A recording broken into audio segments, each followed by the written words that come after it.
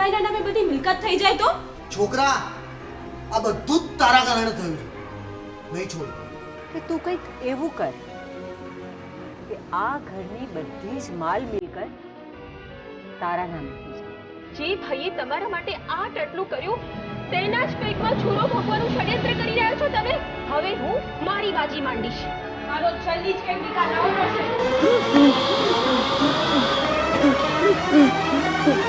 Police એનું કામ કરી રહી છે અને બરાબર કરી રહી છે, પણ તમારી મદદની જરૂર પડી છે હંમેશની જેમ. મદદ માટે અમારી સંસ્થા ચાલુ જ છે સર.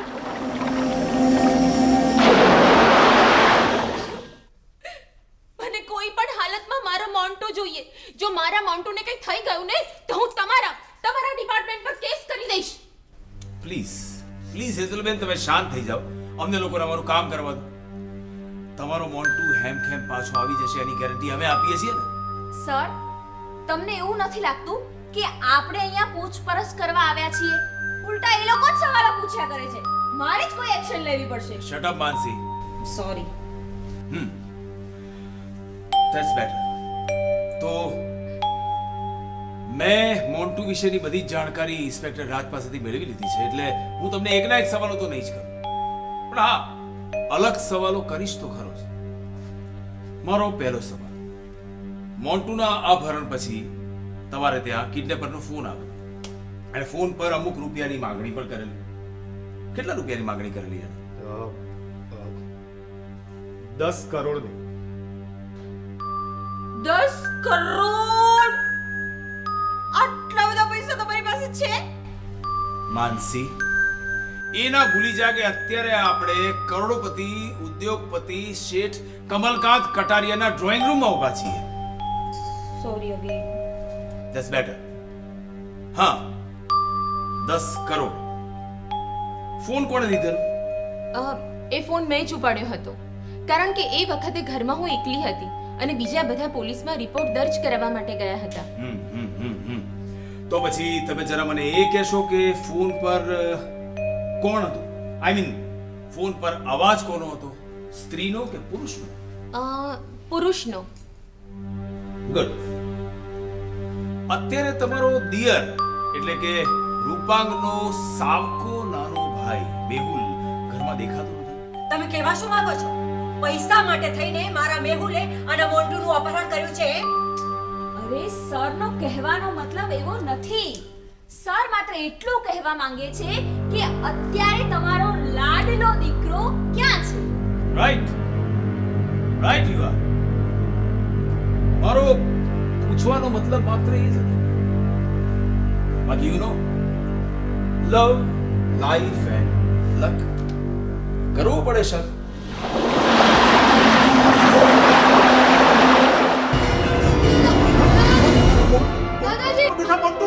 મોન્ટુ, તને શું થયું? શું થયું મોન્ટુ? મોન્ટુ, મોન્ટુ!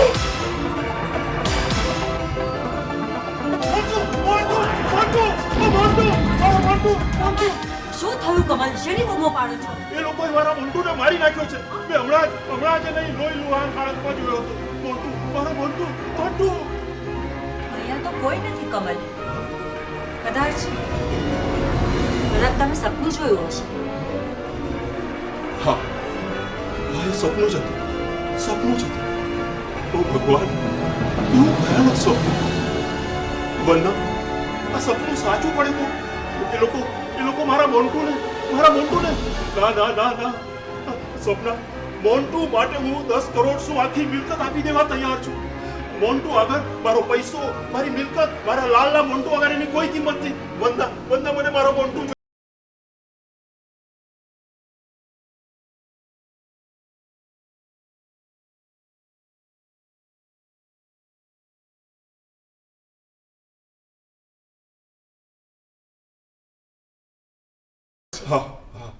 એક વખત એનો ફોન તો આવવા દો કમલ.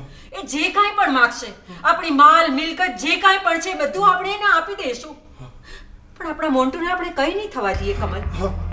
શાંતિ રાખો અને શાંતિથી સૂઈ જાઓ. અત્યારે રાતના 12 વાગ્યા.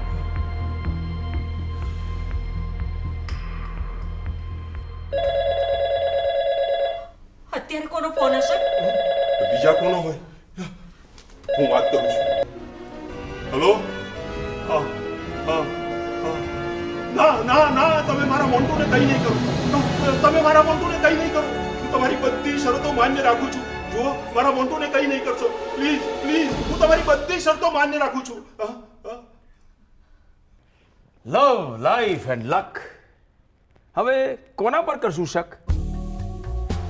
રાતના 12 વાગે કિડનેપરનો ફોન આવે છે. એ પહેલા કમલકાંત કટારિયાને સપનું આવે છે કે મોન્ટુનું મર્ડર થઈ ગયું છે, અને પછી કટારિયા સાહેબ કિડનેપરની બધી જ શરતો મંજૂર રાખવાનું વચન આપી દે છે. તો આપે જ ને, કેમ કે એ દાદાજી છે અને દુનિયાના કોઈ પણ દાદા પોતાના પૌત્ર માટે આટલું તો કરે જ. અને કમલકાંત તો ખાસ, કેમ કે એ કરોડપતિ છે. 10 કરોડમાં એનું કશું જ બગડી જવાનું નથી. પણ સર, આ કિડનેપર માલામાલ થઈ જાય. Please stop it. બંધ કરા બધું. Sorry, extremely sorry. એન્ડી, હું સવારે જ કમલકાંતને મળીને આવ્યો. એની પૂછતાછ કરી છે મેં. મને એવું લાગે છે કે આમાં કોઈ જાણ ભેદુનો હાથ છે. કોઈ એવો માણસ કે જે કમલકાંતના ઘર વિશે, તેની સિચ્યુએશન વિશે, તેના માણસો વિશે જાણે છે. એને બધી જ ખબર છે કે ઘરમાં શું શું થઈ રહ્યું છે. મને 2 માણસો પર શક છે. એક તો વિમલ, જે શિક્ષક છે, અને સંતુ, કામવાળી. એ બંનેને મેં બોલાવ્યા છે અને બહાર જ ઊભા છે એ લોકો. તો પછી એમને સવાલો પૂછી લઈએ, બોલાવી લો. ઓકે. હવાલદાર, પેલા બેન અંદર મોકલો. મેં આઈ. આવી જ ગયા છો તો વિરાજમાન થાઓ.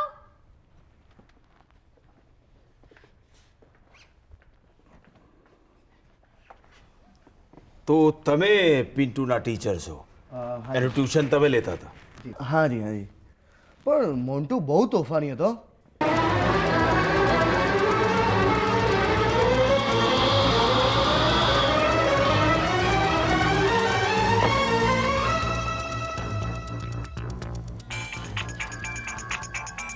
Excuse me sir.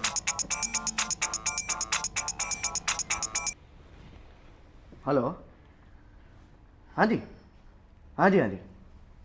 હા, હું અત્યારે પોલીસ સ્ટેશનમાં છું. હાજી હા, પાક્કું આવી જઈશ. Okay okay okay. Sorry sir, એક વિદ્યાર્થીની મમ્મીનો કોલ હતો. ઓકે. મિસ્ટર વિમલ, તમારા કહેવા પ્રમાણે કમલકાંત પાસે તમારે કેટલાક રૂપિયા લેવાના નીકળતા હતા, અને એટલા માટે તમે એમને ધમકી આપી હતી. સાચી વાત? સાહેબ, આ સવાલ તમે 1000 વાર આ પહેલા પણ પૂછી ચૂક્યા છો, અને 1000 વાર મેં કહેલું પણ છે કે ગુસ્સામાં આપેલી એ ધમકી નથી, ચેતવણી હતી. અને ફરીને ફરી એ કરવા પડે. 1000 વાર નહીં, લાખ વાર સવાલ કરવા પડે મિસ્ટર. યુ નો, કેમ કે લવ, લાઈફ એન્ડ લક. કરવો જ પડે શક. અરે સાહેબ, પણ મારા ઉપર શું કરવા શક કરો છો? માત્ર એટલા માટે કે મેં મારે નીકળેલા પૈસા માટે એમને એક ચેતવણી આપી? સાહેબ, હું એક શિક્ષક છું, કિડનેપર નહીં. ઓ ભાઈ, સોરી માસ્ટર સાહેબ. આજકાલ છે ને માસ્ટરો જ માસ્ટર પ્લાન બનાવે છે, કેમ કે આ કળિયુગ છે, સતયુગ નથી. જો ભાઈ, આ સતયુગ હોત ને તો અમે તમને આમ એકના એક સવાલોના જવાબ આપવાની અમે તકલીફ ના આપી હોત. જો આ સતયુગ હોત ને તો તમે આવી ચેતવણીઓ જ ના આપી હોત. જો આ સતયુગ હોત તો કમલકાંત ભાઈના પૈસા આપવાના બાકી રહ્યા જ ના હોત, કેમ કે સતયુગમાં તો મફત શિક્ષણ હતું, અને આ કળિયુગ છે, સમજતા જ નથી. વાહ, क्या बात है. You are brilliant, Mansi, brilliant, simply brilliant. सतयुग, कलयुग, बहुत अच्छे, बहुत अच्छे. By the way, રામાયણ ને મહાભારત કેટલી વાર જોયા હતા તમે? હજારો વાર. સારા વિષય પર તો આપણે વાત જ નથી કરી. રામાયણ વિશે તો શું વાત કરું, પણ મહાભારત એક કેરેક્ટર દાદુ સર, અને એમાંય દુશાસન તો આપણો ફેવરેટ. અને આપણો ફેવરિટ શિશુપાલ. અને સાહેબ, મને શકુની અને મંથરા બહુ જ ગમતા. એટલે કામ પણ એવા જ કર્યા એમ ને?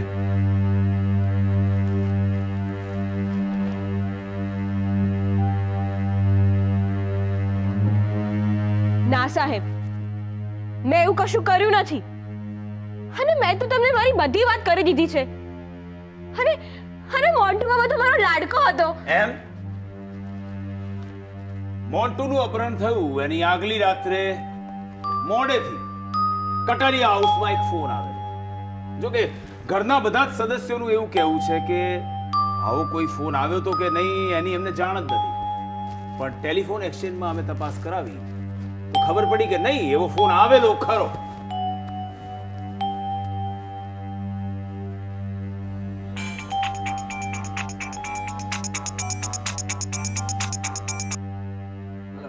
અને એ ફોન તમારો હતો. મિસ્ટર વિમલ કુમાર, તમારા નંબર પરથી ફોન આવ્યો તો એ રાત્રે. તમે ફોન કર્યો હતો કે નહીં? હા અથવા ના? જી હા, પણ એ સંતુડીએ મને કહ્યું હતું એટલે કર્યો. અચ્છા, સંતુડીએ કહ્યું. કેમ સંતુડી, તે કેમ મોડી રાત્રે ફોન કરવાનું કહેલું? એ તો સાહેબ આ માસ્ટર જ મને મળવા માંગતો હતો. ઘરમાં એકલા બહાર નહોતા મળી શકતા. એમાં એવું છે ને કે બહાર મળવામાં ખતરો હતો. બહાર મળો તો તમારી પોલ ખુલી જાય. ઘરની અંદર ત્યારે મળવાનું જ્યારે ઘરમાં કોઈ ના હોય. અને મોન્ટુ જ્યારે એકલો હોય ત્યારે એનું અપહરણ કરી દેવાનું. સાચી વાત? જી ના સાહેબ, મેં એવું કશું નથી કર્યું. અને એ દિવસે આ માસ્ટર આવ્યો જ નહોતો.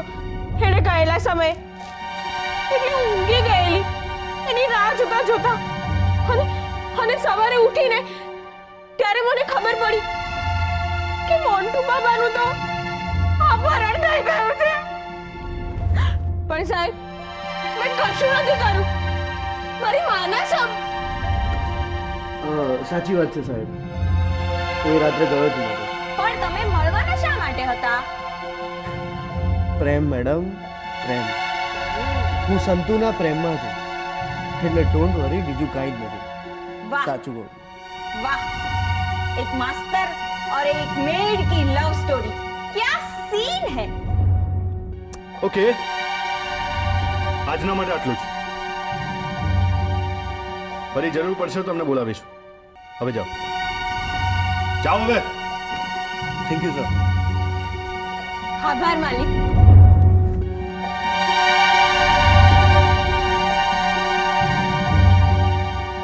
રાજ બાબુ, મને લાગે છે કે આ ફોન નંબર ટ્રેસ કરવાની ટેકનિક જ આપણો કેસ સોલ્વ કરવામાં આપણને મદદ કરશે.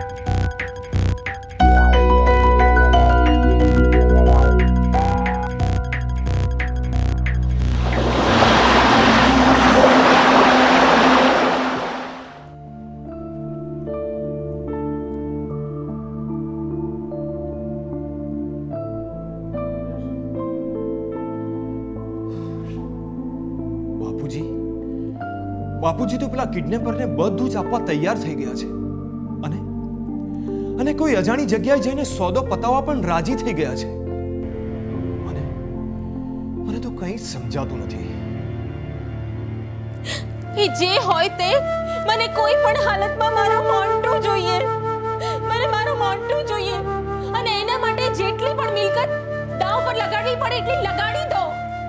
અને હા ભાઈ, તમારા હાથમાં ક્યાં કશું આવવાનું છે? બધું તો પેલો મેહુલ જ લઈ જવાનો ને. મેહુલના હાથમાં ક્યાં કશું બધું આવવાનું છે? તારા કહ્યા પ્રમાણે જ્યારે મેં બાપુજીને વાત કરી ત્યારે એમણે મને કહ્યું કે હું તમને એક ફૂટી કોડી પણ આપવાનો નથી. અને એમણે કહ્યું કે હું બધી મારી જાયદાદ મોન્ટુના નામ પર કરી દઈશ.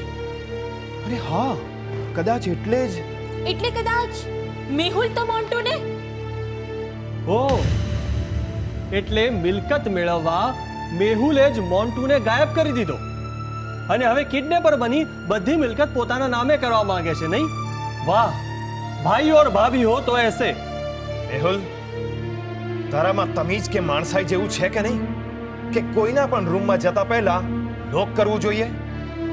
ભાઈ, મારામાં તમીઝ, તહેઝીબ, માણસાઈ બધું જ છે અને હતું, પણ એ જ્યાં વાપરવું જોઈએ ને ત્યાં જ સારું લાગે. અહીંયા તો મને જ કિડનેપર તરીકે પુરવાર કરવાની સાજિશ ચાલી રહી છે. મેહુલ ભાઈ ચીસો પાડતા મને પણ આવડે છે, પણ હું તમારી સાજિશમાં આવવાનો નથી. ચાલ અને ચાલબાજી તો તમે અને સાસુમાં રમી રહ્યા છો. બધી મિલકત પોતાના નામે કરી દેવાની મેલી રમત તમે લોકો રમી રહ્યા છો, અમે નહીં. સમજ્યા ને? ભાભી, તમે તમારી જબાન પર લગામ રાખો, નહીતર નહીતર નહીતર શું કરીશ તું? બોલ, શું કરીશ? બસ બહુ થયું. રૂપાંગ, આજે તે સાબિત કરી નાખ્યું છે કે સાવકો ભાઈ સાવકો જ હોય છે.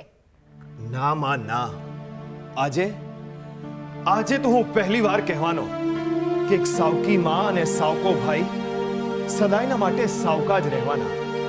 મને હંમેશા હેતલ કહેતી હતી, પણ હું એની વાત નહોતો માનતો. પણ આજે મારા દીકરાને ગુમાવ્યો ત્યારે મને બધું બરોબર સમજાઈ ગયું છે. એટલે તું એમ કહેવા માંગે છે કે અમે લોકોએ મોન્ટુનું, અમે લોકોએ? એ અમે નહીં, વખત આવે આખું જગત કહેશે તમને. હેતલ, તું નાના મોઢે બહુ મોટી વાત કરી રહી છે. સાસુમાં, જ્યારે મોટા લોકો નાની નાની હરકતો કરવા લાગે છે ને, ત્યારે નાના લોકોએ મોટી વાતો કરવી જ પડે છે. ભાભી, બસ બસ, હવે બહુ થયું. હવે હું ચૂપ નહીં રહું. તે હવે હું પણ ચૂપ નહીં રહું. હું પણ એમ જ કહીશ કે જે થયું એ સારા માટે જ થયું છે, અને તમારા જેવા લોકોને તો આવો જ પાઠ ભણાવવો પડે. ચાલ મમ્મી, આપણને હજુ ઘણા કામ કરવાના બાકી છે. ચાલ.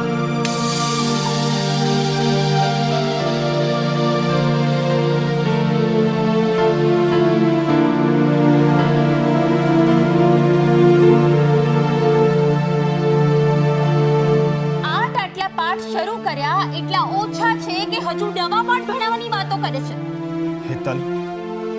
હેતલ, સારું થયું કે આજે તું મારી સાથે છે. નંદિની હોત તો શું થાત?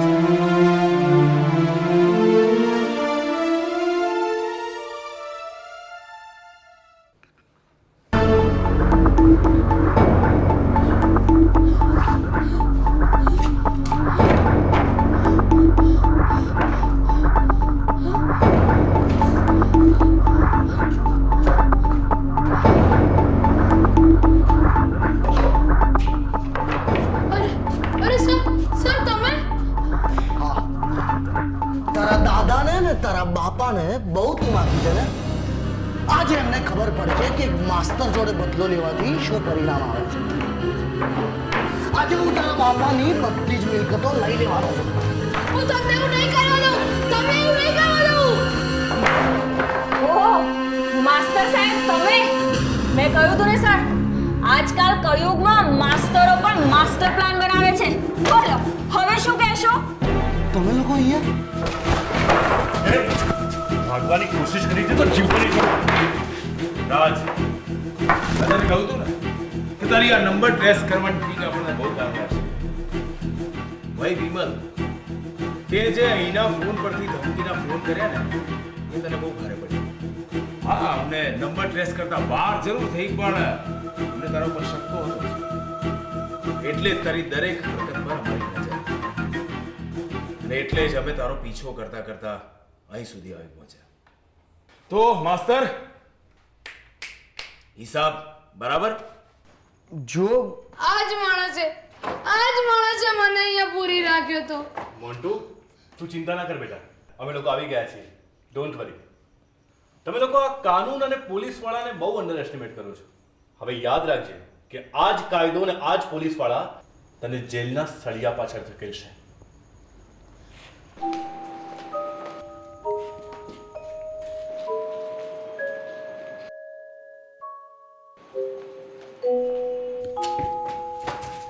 આ ગેમમાં કોઈ બીજું એ સામેલ છે.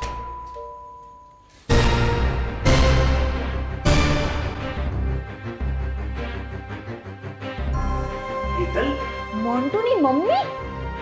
વાંગની વાઇફ?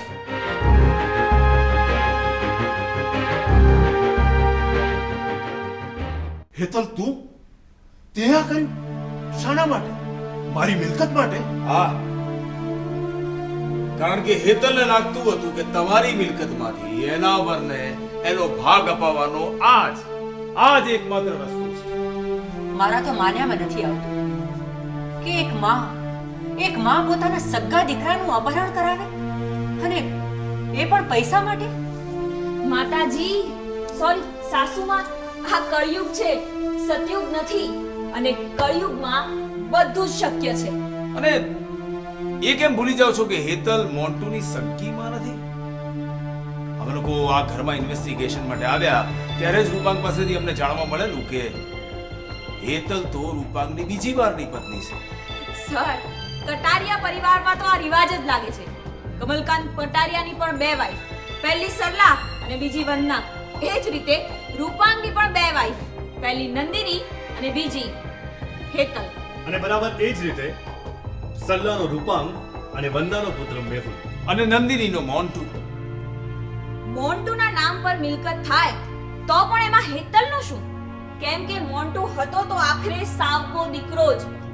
એટલે આખા ઘરની મિલકત પોતાના નામ પર કરવા માટે હેતલે શરૂ કર્યા કાવતરા. અપહરણ કરીને એને રાખ્યો વિમલના એક ગોડાઉન પર. પણ દરેક ગુનેગાર જેમ એક ભૂલ કરે છે એવી જ ભૂલ હેતલ અને વિમલ કરી બેઠા. લોકોએ ગોડાઉન પરથી ધમકી ભર્યા ફોન કર્યા, જે અમે ટ્રેસ કરી લીધો. જે દિવસે મોન્ટુનું અપહરણ થયું હતું એ દિવસે ઘરની બહાર ગાડીના નિશાનની સાથે સાથે 2 જણના પગના નિશાન હતા, એક પુરુષના અને એક સ્ત્રીના.